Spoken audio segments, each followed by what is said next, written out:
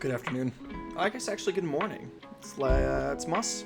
Let's talk about this Daggok's Stab-Ladz units that we just got from the Underworld warbands. But first, this video is of course brought to you by our lovely patrons over on Patreon. If you like what I'm doing, if you want me to keep doing it, I mean, not gonna lie, I'm gonna do it no matter what. I'm just gonna keep doing this because I like to do it. So, yeah.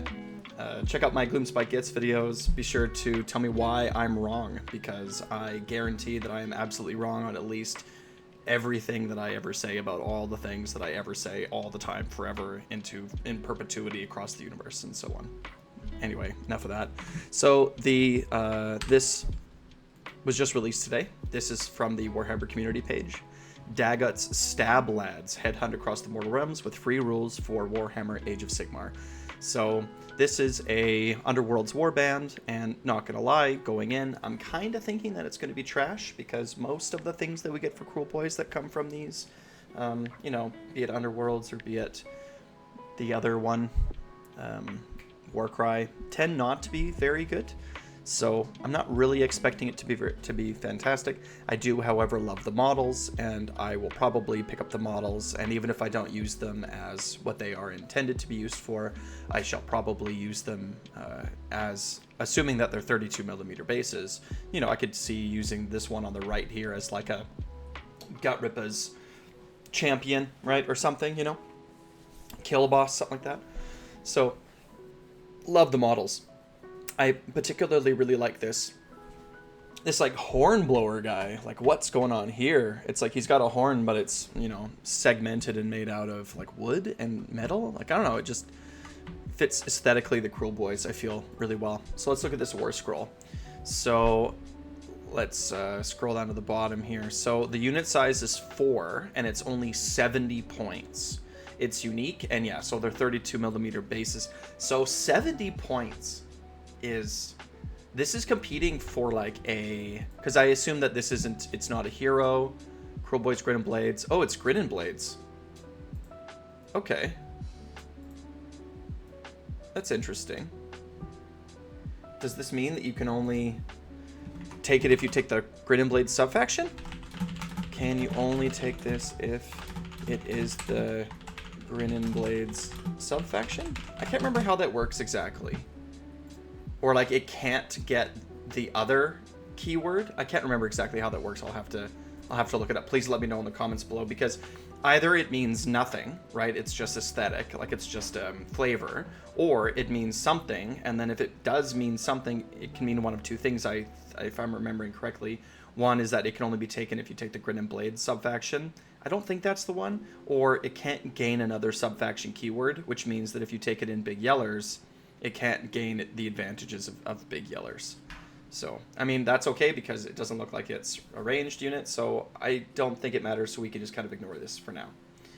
Okay, so 5 move, 5 up save, 3 wounds, 4 bravery, so it's 12 wounds on a 5 up save, and we'll see what the,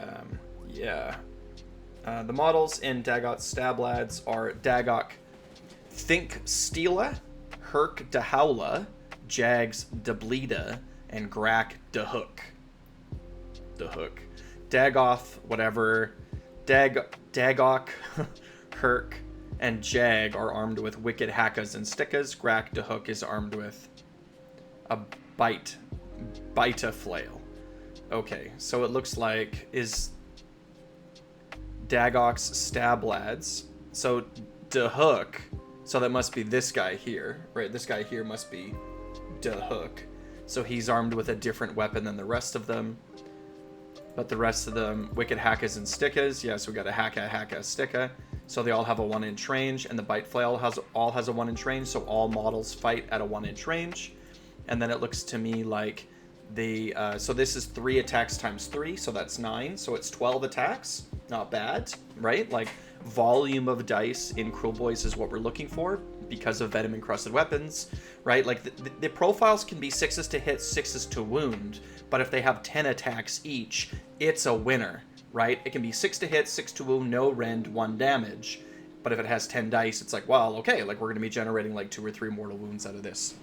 And, you know, that's where, especially with our melee units, we get the bulk of our damage. So it's one of the reasons why the Hobgrots don't deal very much damage, is, you know, that they actually do have a fairly high volume of dice. If I'm remembering correctly, they have 2 attacks with their little Stab-Ladz, with their little shivs, but they don't get venom-encrusted weapons. So if they did get venom-encrusted weapons, which I think that they should, to be honest. I think that everything with the Cruel Boy's keyword should get venom-encrusted weapons, not just Cruel Boy Oryx. It's kind of it's too bad, because we also miss out on Warscroll for the same reason, right?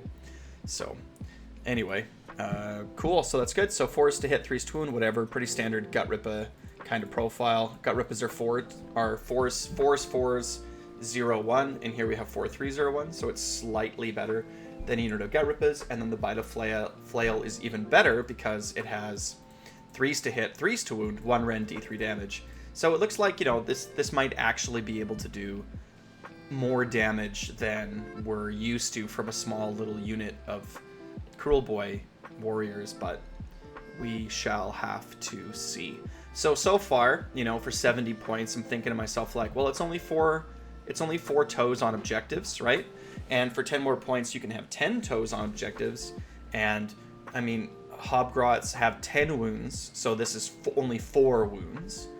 And Hobgrots have a 6-up save, not a 5-up save. They have a 6-up save, right? I'm not mistaken then. So this unit has 2 more wounds, but, so that's its advantage, because if we're looking at it from a, like as a screen or something, right? Because the damage is not high enough to be a hammer unit. So if we're looking at it from a screen, I think that Hobgrots are better as a screen because they just take up more physical space, right? Hobgrots are on 25mm bases, which means you can string them out in a straight line.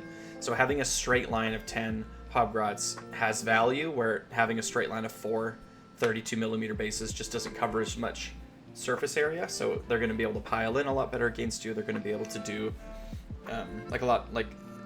they're not serving the role as a screen or as an annoying objective taker better than Hobgrots.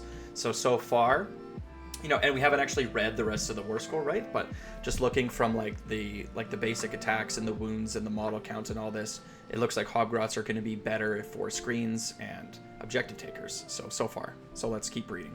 Elite models in this unit can issue commands to their own unit. Okay. So, I mean, it's kind of the same as anything that has a champion, right? So like Hobgrots can issue their own commands to themselves too. Nothing fancy so far, nothing special. Outthink 'em. At the start of each battle round, so this is 10 times over the course of the game, and each time an enemy unit receives a command while it is within 18 inches of this unit gains a Thinkin token to a maximum of 6. Okay, interesting so far. So 18-inch range is significant. An enemy unit receives a command. So to really gain advantage of this, to generate as many points as possible, this guy's going to want to be kind of in the thick of it, or at least sort of just behind in the thick of it. And given that it's a melee unit, it's probably going to want to be within range. And they gain a Thinkin token up to a maximum of 6. So, I mean, if we really think about it, let's say that, you know, worst case scenario, our opponent's getting, you know, 2, let's say 3 command points per round. So 2 rounds, and then boom, you get your all 6. So the Thinkin tokens with an 18-inch range, and given that it's any command ability within 18, so not even wholly with 18, and given that you have 4 models that you can spread out with, you know, you can space them 2 or 1 inch apart, right? So they can actually cover a pretty good amount of space. Well, even with 4 models, but they can cover like an okay amount of space. And we can't reinforce these guys because they are unique. So you're going to be able to generate a lot of these points. It looks like pretty relatively easily, like not super easy, like not guaranteed easy, but fairly easy overall. Okay, so instead of spending a command point to issue a command to this unit, you can remove one of its Thinkin tokens. Okay, so you don't have to roll, like, you issue a command, this guy gets a free command. Okay, sure. Okay, so far, like, I'm going to stop and evaluate this sort of as I go through this Warscroll. So far, it's like, if if we replace the Outthink 'em ability with this unit can issue free commands to itself, like, because that's the best case scenario, what commands are we interested in? This isn't a fighty unit, so we don't really care about all-out attack and all-out defense. We don't really care about all-out attack because it's a Cruel Boys unit, right? So it's going to throw 12 dice, and any 6s are mortals. So it's like, okay, don't really care about that. All-out defense, okay, so we can go to a 4-up save fairly reliably, like consistently and reliably. That's a better save than a lot of other units in Cruel Boys, right? But 4-up is not a particularly good save. So it's not like, you know, this is suddenly an Anvil unit. So, I mean, redeploys, it can run, so you can run it up early. It can get up on the sides. It can get within 18 of units to start getting its points to do what with. I don't know, redeploys, I guess. It'll never fail a battle shock. So far, not seeing its value really. So far, there's one more ability I have to read. So far, I think I would take Hobgrots every time. Or a Kill Bow, because that's where, or Endless Spells. That's where it's competing in that range. So far, like, I'd rather deny my opponent the ability to use their command points with Geminids, then I would rather do that than use this unit. So far. So far, not super impressed. So far, I would say this is like a D tier unit. Like, there's no situation. If your opponent is like, oh, nice unit, what does it do? And you're like, well, it has free commands if you issue commands within range. And they go, oh, what else does it do? And I say, well, it has another ability called the Roar of Kragnos. Let's see what it does. While this unit includes Herc de Howla, so all the time, because if this is the only unit that does the thing, then you're going to always keep it. Okay, so if this unit includes Herc the Howla at the start of the combat phase, you can pick one enemy unit within 3 inches of this unit and roll a die. Ugh. On a 4-up, subtract 1 from the attack characteristic of that unit's melee weapons to a minimum of 1 until the end of that phase. -1 attacks. Interesting. -1 attacks. So -1 attacks can be incredibly powerful. -1 attacks can be incredibly powerful. Let's think about it from an Auric War Clan's perspective. So, if I were to give Brutes -1 attack, that's a significant reduction in their potential damage output. Right? Because let's say we're playing a reinforced unit and we have Jagged Gorhakas. So if we exclude the boss and the Gorhakas, right, each of those lose 1 attack as well. But just with the Jagged Gorhakas, if we have a reinforced unit, we should have 21 attacks at a 2-inch range. But if we give it -1 to the attack characteristic, then it suddenly goes to 14. So it's losing 7 dice, which means it's also losing a lot of potential damage, right? Because normally, you know, if you have Violent Fury or something, right? But it's a lot of potential damage that you're losing. -1 attacks is a pretty significant debuff. That's why Choke and Mist is so good. To give that, to tag a whole bunch of units in an area is really good. And then, in addition, there's also the potential of hero units and monsters who have a low volume of dice but a high output of damage. So if we're thinking about even something like, this would absolutely destroy like Swamp Boss Scumdreg, for example, right? Because we're losing 1 attack from 4 different profiles. Well, I mean, the Noisome Bite only has 1 attack, so it's not going down to 0, but you sort of see what I mean, right? Like, there's some units that have a low volume of dice but have high rend and high damage, and so taking away 1 is going to significantly reduce the potential damage output on that unit, but it's only on a 4-up. It's only on a 4-up. You have to be within 3 inches and until the end of the phase. So, I mean, like, what do I think of this? Super situational. Like, what the free commands is like, whatever. The free commands is whatever. I don't know what you're really doing with it. It's not going to fail Battle Shock. It has a little bit more mobility than we're used to. Like, it can redeploy and it can run for free. It's not particularly fighty. You know? I don't know where you put this in a list. It's way too situational. Roar of Kragnos.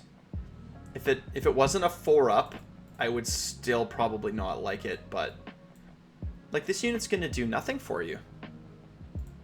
It's not gonna do anything. It's not gonna take objectives and screen as well as Hobgrots. It's not gonna fight as well as, I mean, anything. I mean, we could look at the actual damage of it, right? If we wanted to.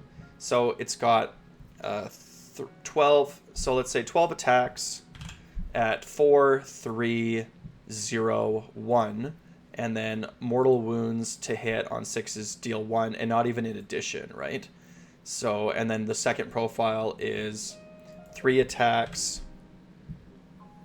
4 3s to hit, 3s to wound, 1 rend, D3 damage, and then the mortal wounds are on a hit, it does D3 mortal wounds. So against a 4-up save, I mean, it's got like 5, almost 6 damage against a 4-up save. Again, it's just the venom encrusted weapons going through. Yeah, I mean, I don't know. Oh no, it's not 12. It's not 12 attacks. It's only 9 attacks. It's 3 times 3 and then 1 times 3. So 4, 5 damage against, 4 or 5 damage. Can reroll charges. Thing with Crow Boys is that we have no teleports. So having no way of like teleporting things around the map kind of limits what kinds of tricks we can do. You could super sneaky this, but do you super sneaky this? What happens if you super sneaky this off to the side? Like then what? I don't know. I think I'm kind of leaning towards the unplayable.